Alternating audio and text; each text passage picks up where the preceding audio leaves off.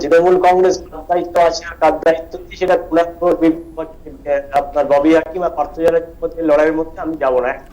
Number 2, দেখুন এই মামলা একটা ইন্টারিম স্টে, এটা সব্যসাচী বলছিল ইন্টারিম স্টে দিয়েছি। ইন্টারিম স্টে দেওয়া মানে কিন্তু পার্থ চ্যাটার্জিকে জিতিয়ে দেওয়া না, আমাদেরকেও জিতিয়ে দেওয়া না।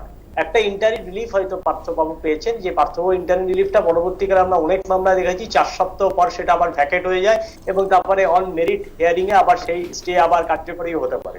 এখন যে কোনো মামলা দুটো পার্ট আছে, একটা হচ্ছে ফ্যাকচুয়াল আসপেক্ট, হচ্ছে লিগাল আসপেক্ট। দুটো আসপেক্টই কিন্তু এখানে কনসিডার হয়েছে এবং কনসিডার হওয়ার পর কিন্তু মামলাটা ডিসমিস হয় বা মামলার জন্য এমন কোন অ্যাডভার্স অর্ডার দেয়নি পিটিশনারের এগেইনস্টে।